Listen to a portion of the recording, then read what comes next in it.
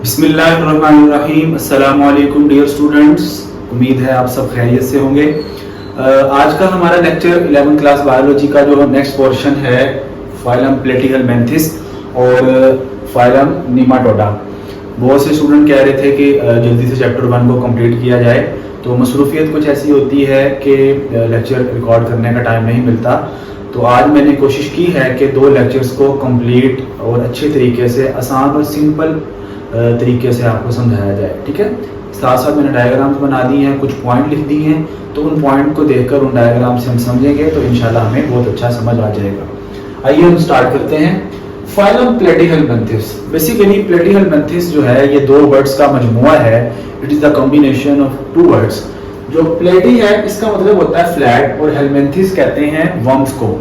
तो बेसिकली मतलब क्या हुआ, फ्लैट वर्म्स। अगर हम देखें प्लेनेरिया को, जिस तरह ये हमारे पास एक प्लेनेरिया है, तो इसकी बॉडी जो होती है ये चिपटी होती है, मतलब डोर्सल साइड से भी और वेंट्रल साइड से भी कंप्रेस होती है। जिस तरह अगर हम देखें तो ऊपर से भी और नीचे से भी ये क्या होगी, कंप्रेस होगी, डोर्सो वेंट्रली कंप्रेस्ड।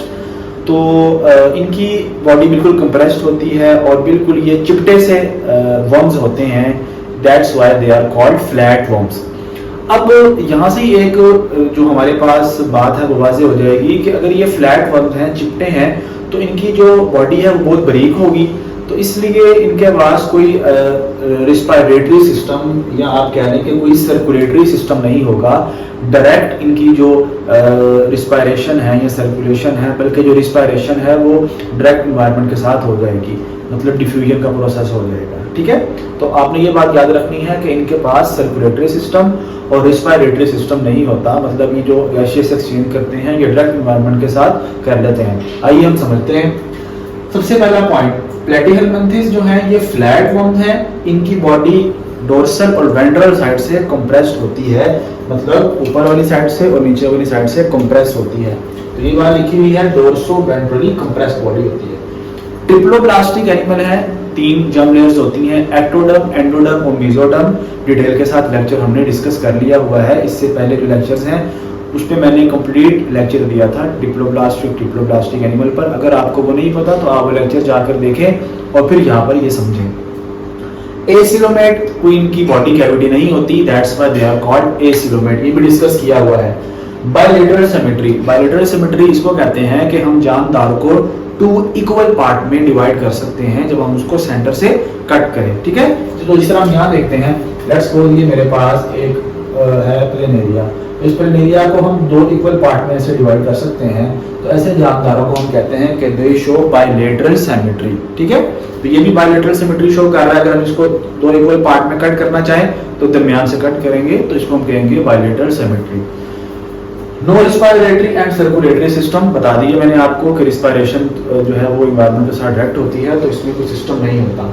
हाँ, आपने ये बात याद रखनी है कि इससे पहले जो हमने फाइलम डिस्कस किया था, फाइलम नाइडेरिया, ठीक है, और उसके बाद जो हम नेक्स्ट फाइलम ये हमारे पास प्लेटिहेलमिन्थेस है, तो इनमें ऑर्गन सिस्टम डेवलपमेंट स्टार्ट हो गई है।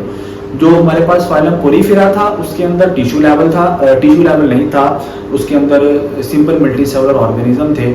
उसके बाद जो नेक्स्ट हमारे पास नाइडेरियन आया उसमें टिश्यू लेवल आ गया। अब ये प्लेटिहेलमिन्थेस है तो इनमें ऑर्गन लेवल आ जाएगा। ठीक है, कंप्लीट ऑर्गन नहीं होगा बट इसमें ऑर्गन है, मतलब यहाँ से ऑर्गन सिस्टम, इसके आगे से ऑर्गन सिस्टम डेवलप हो जाएगा यहाँ से, और यहाँ पर ऑर्गन लेवल तक डेवलपमेंट स्टार्ट हो जाएगी। ठीक है, अब जैसे जैसे हम आगे जाएंगे तो एडवांसमेंट बढ़ती जाएंगी। ऑर्गन है, फिर ऑर्गन सिस्टम आएगा, फिर इसके बाद कंप्लीट ऑर्गन सिस्टम आना शुरू हो जाएगा। तो ऐसे आप लोगों ने याद रखना है कि जैसे जैसे फाइलम में हम आगे जा रहे हैं तो एडवांसमेंट बढ़ती जा रही है। एस्क्रीटरी सिस्टम, अब ये बात आपने समझनी है, ये तो हम जो है वो सारे लेक्चर्स में देख रहे हैं। इनका जो एक्सक्रीटरी सिस्टम है वो प्रोटोनेफ्रीडियम है। प्रोटो कहते हैं बिफोर, मतलब आप कह लें कि जो पुराना या कदीम इनका जो एक्सक्रीटरी सिस्टम है इतना एडवांस नहीं है। और वो किस पर मुश्तमिल है, वो 2 चीज़ों पर मुश्तमिल है। वो एक नेटवर्क पर मुश्तमिल है। ये प्रोटोनेफ्रीडियम है और ये प्लेनेरिया की बॉडी है। तो अगर हम ये देखें तो ये एक ट्यूबुलर नेटवर्क है, ट्यूब्स का बना हुआ नेटवर्क है, जिसको हमने प्रोटोनेफ्रीडिया कह दिया है, इस पूरे के पूरे नेटवर्क को। अब इसके अंदर 2 चीजें बहुत इंपॉर्टेंट हैं। The first thing is flame cell and the second is nephridopore. There is a major difference between flame cell and nephridopore. यहाँ पर हम देखते हैं, यहाँ पर मैंने यहाँ से एक पोर्शन लिया और इसको मैंने यहाँ पर थोड़ा सा इनलार्ज कर कर देखा तो मुझे ये इस तरह स्ट्रक्चर नजर आया। अब होता क्या है कि यहाँ पर हमारे पास लेट्स सपोज ये हमारे पास प्लेनेरिया की बॉडी है, मतलब एक फ्लैट वर्म की बॉडी है। तो ये हमारे पास इंटरनल जो है वो सारा बॉडी का स्ट्रक्चर है। यहाँ पर हमारे पास होगा वेस्ट मटेरियल, क्योंकि बॉडी के अंदर फ्लूइड होता है, ठीक है। तो ये सारा का सारा इसके अंदर जो है ये वेस्ट है, खुराक ये खाते हैं तो उसका जो वेस्ट बनेगा वो यहाँ पर आ जाएगा। अब इसी को मैं यहाँ दिखा रहा हूँ। लेट्स सपोज ये बॉडी का इंटरनल स्ट्रक्चर है सारा, ठीक है। ये चीज मैंने यहाँ दिखा दी और ये ट्यूबुलर सिस्टम है, तो ये ट्यूबुलर सिस्टम है। अब होता ये है कि हमारे पास ये सारा क्या है, ये वेस्ट है। अब मैंने आपको बताया कि नेफ्रिडिया जो प्रोटोनेफ्रिडिया है इसमें दो चीजें बहुत अहम हैं, एक हमारे पास फ्लेम सेल और दूसरा नेफ्रिडियोपोर। अब ये जो हमारे पास जो ट्यूबुलर सिस्टम है इसके एंड पर ये सेल होता है जिसको हम कहते हैं फ्लेम सेल। इस तरह यहाँ पर भी एक फ्लेम सेल होगा, यहाँ पर भी एक फ्लेम सेल होगा। अब इस फ्लेम सेल में ये छोटे छोटे सीलियां हैं, धागे हैं, इस तरह ये धागे ऐसे बने हुए हैं धागे। जब ये सीलिया ऐसे बीट करता है तो बीट करने से जो यहाँ पर फ्लूइड है वो इसके अंदर जाएगा, ऐसे यहाँ से भी अंदर जाएगा, यहाँ से भी अंदर जाएगा। और जब यहाँ से अंदर जाएगा तो ये फ्लूइड असल में फिल्टर हो रहा है और ये जो वेस्ट है ये वेस्ट फिल्टर होकर यहाँ से ऐसे फिल्टर होकर इस पोर के जरिए जो है वो बाहर आ जाएगा और ये बाहर इसकी एक्सक्रीशन हो जाएगी, मतलब वेस्ट मटेरियल बॉडी से या इस फ्लूइड से फिल्टर होकर सारा फ्लूइड बाहर आया, सॉरी सारा वेस्ट बाहर आया और वेस्ट इस सुराख के जरिए बॉडी से बाहर निकल गया। अब ये जो पूरा सिस्टम था इसको हमने प्रोटोनेफ्रिडिया कहा था और इसके एक पार्ट को हमने फ्लेम सेल कहा था। अब इसको फ्लेम सेल क्यों कहते हैं? फ्लेम सेल इसको इसलिए कहते हैं कि जब ये इसके अंदर जो सीलियां हैं वो जब वो बीट करते हैं ना तो ऐसा लगता है कि it's look like flickering flame, जिस तरह शोला जल रहा होता है इसी तरह ये लगता है कि ये फ्लेम जल रहा है। That's why it is called flame cell. तो यहाँ से सारा वेस्ट यहाँ पर स्लिट्स होती हैं, बेसिकली उन स्लिट्स के जरिए जो है वो वेस्ट अंदर जाएगा और यहाँ से फिल्टर होकर सारा का सारा वेस्ट है सॉरी वो बॉडी से बाहर आ जाएगा। तो यहाँ पर हमने ये देख लिया कि प्रोटोनेफ्रिडिया इस पूरे नेटवर्क को कह दिया, फ्लेम सेल हमारे पास ये फ्लेम सेल हो गया और नेफ्रिडियोपोर इस सुराख को हम कहते हैं नेफ्रिडियोपोर। जिस तरह अब अगर हम देखें तो यहाँ पर डिफरेंट नेफ्रिडियो, इधर एक नेफ्रिडियोपोर होगा, यहाँ पोर होगा, यहाँ पोर होगा, यहाँ पोर होगा।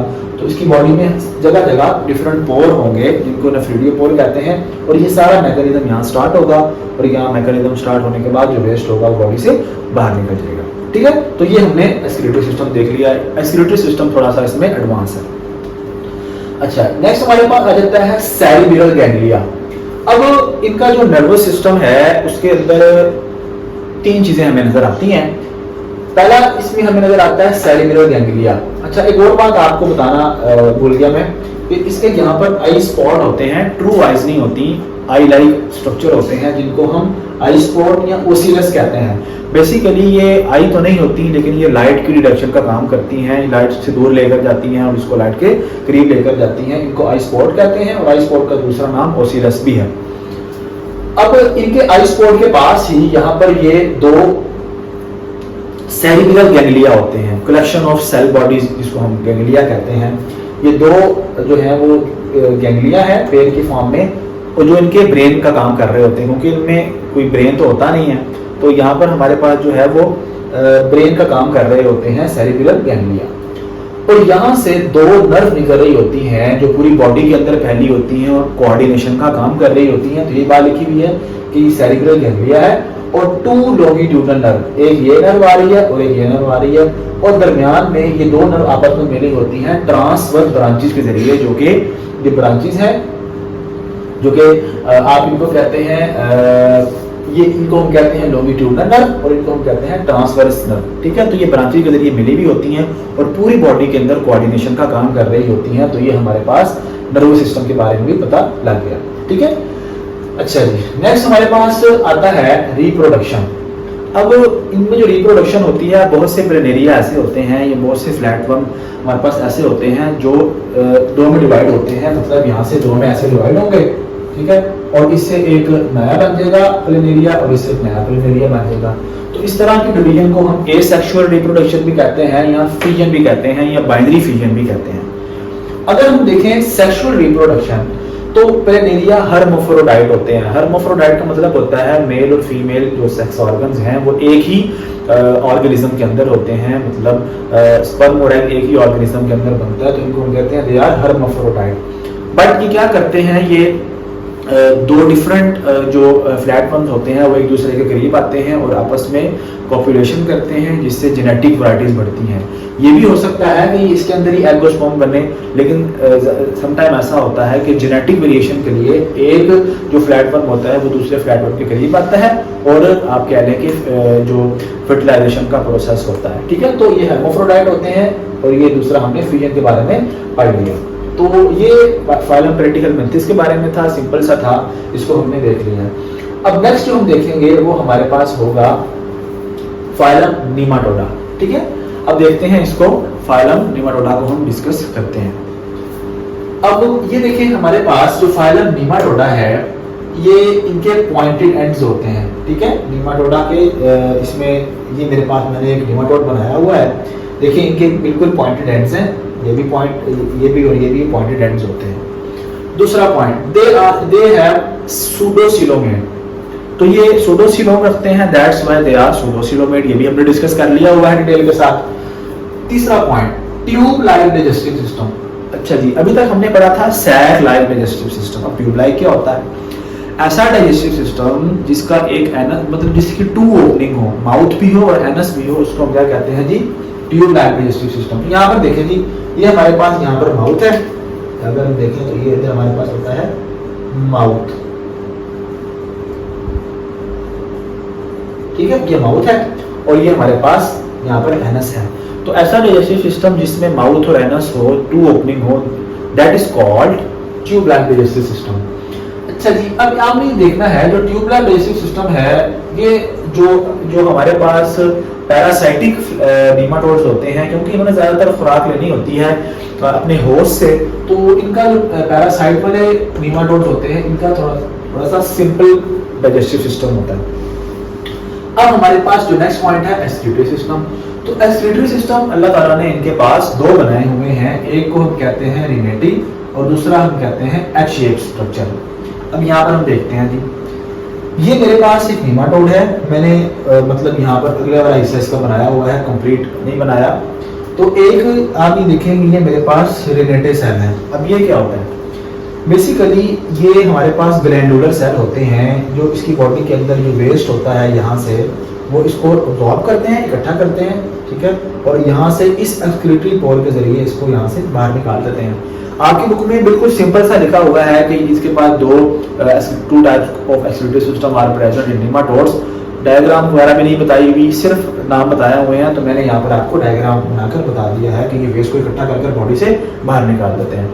लेकिन जो एडवांस्ड टाइप ऑफ नेमाटोड्स हैं, जिस तरह एस्कैरिस है, उसमें यही वाला जो सिस्टम है वो एच शेप है। तो दूसरा मैंने ये लिखा हुआ है कि एक्सक्रीटरी सिस्टम एक तो रिनेटे सेल पर मुश्तमिल होता है, ये दूसरा एच शेप से स्ट्रक्चर बनाता है। तो ये मेरे पास रिनेटे सेल है और ये मेरे पास एच शेप से स्ट्रक्चर बन रहा है। ये यहाँ से वेस्ट को इकट्ठा करेगा, इसी तरह ये भी वेस्ट को, ये बॉडी के जो है वो पोस्टीरियर साइड से वेस्ट को इकट्ठा करेगा, ये इंटीरियर साइड से वेस्ट को इकट्ठा करेगा यहाँ से, और ये इस पोर के जरिए बॉडी से जो है वो आउट कर देगा, एक्सपेल कर देगा। ठीक है, तो ये दो तरह के एक्सक्रीटरी सिस्टम होते हैं जो बॉडी से वेस्ट को इकट्ठा कर बॉडी से बाहर निकाल देते हैं। एक्सक्रीटरी सिस्टम भी हो गया। थर्ड है हमारे पास नर्व रिंग। अगर इनका नर्वस सिस्टम देखें तो ये हमारे पास है फेरेक्स। इस फेरेक्स वाले एरिया में यहाँ पर एक नर्व रिंग मौजूद होता है। इस नर्व रिंग से दो बल्कि चार हमारे पास जो है वो लेंथ वाइज लॉन्गिट्यूडनल नर्व निकल रही होती हैं। अगर हम यहाँ देखें तो इस तरह ये एक यहाँ से ऐसे निकलेगी और एक यहाँ से ऐसे निकलेगी। और अब यहाँ पर क्योंकि ये तो 2D डायग्राम है, 3D डायग्राम नहीं है, तो अगर मैं ये देखूं तो यहाँ पर इसके गिर्द ऐसे नर्व रिंग होगा, एक इसके ऊपर वाली साइड से, डोर्सल साइड से, एक जो है वो वेंट्रल साइड से, और दो लेटरल साइड से क्या निकल रही होंगी? नर्व निकल रही होंगी। अभी हम इसको डिस्कस कर लेते हैं। इसी को मैंने यहाँ पर शो किया हुआ है। ये मेरे पास नर्व रिंग है, ये मेरे पास डोर्सल नर्व है, ये नीचे जो आ रही है ये वेंट्रल नर्व है, और इसी तरह एक इसके इस साइड पर होगी और एक इसके इस साइड पर होगी। 4 लॉन्गिट्यूडनल नर्व हैं जो पूरी बॉडी में कोऑर्डिनेशन का काम कर रही होती है। अब ये जो नर्व होती हैं डोर्सल और वेंट्रल नर्व को, इनको ये ट्रांसवर्स जो नर्व होती हैं इनके जरिए, ट्रांसवर्स जो ब्रांचेस होती हैं इनके जरिए इनको मिलाया जाता है, जिसको हम कमीशल नर्व कहते हैं। ठीक है, ये हमें यहाँ तक पता लग गया कि नर्व रिंग मौजूद है और यहाँ पर हमें 4 लॉन्गिट्यूडनल नर्व मिलती हैं। नेक्स्ट हमारे पास आ जाता है जी पैपिले। अब इनके माउथ के ऊपर कुछ प्रोजेक्शंस होते हैं ब्रिस्टल्स किस्म के, ब्रिस्टल लाइक, जो कि सेंसरी जो सेंसेशन का काम करते हैं, सेंसरी रिसेप्टर का काम कर रहे होते हैं। इस तरह ये मैंने रेड कलर के बनाए हुए हैं, पैपिले भी पता लग गया। दे आर यूनिसेक्सुअल, ठीक है, मतलब मेल और फीमेल अलग अलग होते हैं और कुछ फ्री लिविंग हैं और कुछ पैरासाइट्स हैं। जिस तरह फ्री लिविंग की एग्जांपल है सी एलिगेंस और पैरासाइटिक की एग्जांपल है आप कह लें कि पिन वर्म हो गया, शिप वर्म हो गया, ये सारे इसकी एग्जांपल है। ये आपके पास ऐसे निमाटोड है जो कि पैरासाइट है। तो हमने यहाँ तक क्या क्या डिस्कस किया, हमने ये हाँ, अब हमारे पास जो चीज रह गई है ये हमने देख ली है। अब यहाँ पर आ जाए, अब वो जो लॉन्गिट्यूडनल नर्व है वो मैंने आपको दिखानी है। यहाँ से अगर हम इसको ऐसे कट करें और कट कर हम इसको इस तरह देख रहे हैं, तो यहाँ पर ये देखें, सबसे पहले हमारे पास जो बाहर वाला रीजन है इसको हम कहते हैं एपिडर्मिस, जो कि ये है बाहर वाली, ये हमारे पास एपिडर्मिस हो गई जी। ये दरमियान में जो गोल सा मैंने बनाया हुआ है ये हमारे पास डाइजेस्टिव सिस्टम है, जो ये पूरा डाइजेस्टिव सिस्टम आ रहा है। ये इसका माउथ है, ये फेरेंक्स आ गई, ठीक है, ये होते होते होते इंटेस्टाइन आ गई और ये आते होते होते एनस आ गई। ये एंड पर क्या है, एनस है। तो ये जो ब्लू कलर का है ये सारा का सारा हमारे पास क्या है जी, डाइजेस्टिव सिस्टम है। ठीक है, अच्छा, डाइजेस्टिव सिस्टम हो गया, एपिडर्मिस हो गई। अब दूसरा, ये जो हमारे पास ये डाइजेस्टिव सिस्टम और ये जो एपिडर्मिस है इसके दरमियान जो रीजन है ये सारा वाला, इसको हम कहेंगे सूडोसिलोम। इस तरह ये और ये हमारे पास ये दो, जो ये बाहर वाला रीजन है, ये अंदर वाला डाइजेस्टिव सिस्टम है। तो अंदर वाला जो रीजन है सारा ये वाला सारा, ये सारा इसको हम कहेंगे सूडोसिलोम। ठीक है, ये सूडोसिलोमेट होते हैं तो ये सूडोसिलोम है। एक और बात आपने याद रखनी है, जो इनका सिस्टम होता है उसको हम कहते हैं tube within tube system. मतलब ये एक पूरी ट्यूब है, ये एक पूरी ट्यूब है और इसके अंदर ये एक और ट्यूब है। तो इनका डाइजेस्टिव सिस्टम हमारे पास tube within tube system like है। तो ये बाहर वाला हमें एपिडर्मिस पता लग गया, अंदर वाली सूडोसिलोम पता लग गई और ये हमारे पास डाइजेस्टिव सिस्टम है। अब जो मैं आपको बताना चाह रहा हूँ वो ये है कि हमने पढ़ा है कि इसके पास 4 लॉन्गिट्यूडनल नर्व होती हैं। तो ये ऊपर वाला डोर्सल, नीचे वाला वेंट्रल रीजन। तो ये अगर हम इसको, जाहिर सी बात है, अगर मैं इसको काट कर ऐसे देखूं तो ये हमें इस तरह नजर आएगा। तो एक ये नर्व है जिसको हम कहते हैं वेंट्रल नर्व, इसी तरह ये ऊपर वाली नर्व है जिसको हम कहते हैं डोर्सल नर्व, और इसी तरह ये और ये हमारे पास कौन सी है, ये भी एक लेटरल नर्व है और ये भी एक लेटरल नर्व है। तो 4 नर्व इनके पास मौजूद होती हैं जो कि कोऑर्डिनेशन का काम कर रही होती है। ठीक है, तो ये हमने सारा पढ़ लिया। अब जल्दी से इसको रिवाइज कर लेते हैं, लेक्चर बहुत बड़ा हो गया है तो हम यहाँ से जल्दी से इसको रिवाइज कर लेते हैं। फाइलम प्लेटिहेलमिन्थिस, प्लेटिहेलमिन्थिस का मतलब होता है फ्लैट वर्म। डोर्सोवेंट्रली कंप्रेस्ड बॉडी होती है, ट्रिप्लोप्लास्टिक होते हैं, एसिलोमेट होते हैं, बायलेटरल सिमेट्री शो करते हैं, रेस्पिरेटरी सिस्टम, सर्कुलेटरी सिस्टम नहीं होता। एस्पिरेटरी सिस्टम थोड़ा सा एडवांस है जिसको प्रोटोनेफ्रिडिया कहते हैं और इसमें 2 चीजें हैं, फ्लेम सेल और नेफ्रिडियोपोर। जी भाई, फ्लेम सेल, ये फ्लेम सेल होता है, ये वेस्ट को इकट्ठा करता है, सीलिया बीट करता है, वेस्ट इसके अंदर जाता है, यहाँ से बाहर आ जाता है, जो नेफ्रिडियोपोर के जरिए वेस्ट सारा बाहर आ जाता है। तो हमने नेफ्रिडियोपोर देख लिया, फ्लेम सेल देख लिया और ये पूरे के पूरे जो हमारे पास सिस्टम है उसको प्रोटोनेफ्रिडिया कहते हैं। 2 सेरिब्रल गैंग्लियन होते हैं, ब्रेन का काम कर रहे होते हैं। 2 लॉन्गिट्यूडनल नर्व हैं, दरमियान में ट्रांसवर्स ब्रांचेस होती हैं जो कि कोऑर्डिनेशन का काम करती हैं। आई स्पॉट है जिसको ओसिलस भी कहते हैं। रिप्रोडक्शन जो है वो एसेक्सुअल भी होती है और सेक्सुअल भी होती है। फिर हमने फाइलम नेमाटोडा देखा, पॉइंटेड एंड्स होते हैं, सूडोसिलोमेट है, ट्यूब लाइक डाइजेस्टिव सिस्टम है, एनस होती है और माउथ होता है। एस्कुलेटरी सिस्टम 2 तरह का होता है, रिनेटी और एस शेप होता है। नर्व रिंग मौजूद होता है जिससे 4 ब्रांचेस निकल रही होती हैं जो पूरी बॉडी में फैली होती हैं। इस तरह हमने ये देख लिया। सेंसरी ऑर्गन होते हैं, पैपिला यूनिसेक्सुअल होते हैं, ज़्यादातर फ्री लिविंग हैं जिनको हम सियालिजन्स कहते हैं, और वो से हमारे पास जो आते हैं वो पैरासाइटिक भी होते हैं। फिर हमने इसको यहाँ से कट कर देखा तो ये हमें 4 नजर आ गई, जो है वो लॉन्गिट्यूडनल नर्व, ये हमें डाइजेस्टिव सिस्टम नजर आ गया, ये हमें सूडोसिलोम नजर आ गई और ये हमारे पास जो बाहर वाली सबसे रीजन है इसको क्या कहते हैं, एपिडर्मिस। ठीक है, तो हाँ, यहाँ पर हमने देखा कि ये एच शेप स्ट्रक्चर बना रहा है, ये देखें एच शेप स्ट्रक्चर बना रहा है और ये एक्सक्रीटरी पोर होता है, ये सारा वेस्ट को इकट्ठा कर बॉडी से बाहर निकाल देता है। और ये खाली रिनेटिव सेल होते हैं, ये एक भी हो सकता है, ये दो भी हो सकते हैं, ये वेस्ट को इकट्ठा कर बॉडी से बाहर निकाल देते हैं। तो ये सिंपल रिनेटिव सेल पर मुश्तमिल है और ये एच शेप स्ट्रक्चर बना रहे हैं जो कि थोड़े से एडवांस ऑर्गेनिज्म में होते हैं। उम्मीद है आपको आज का लेक्चर समझ आया होगा।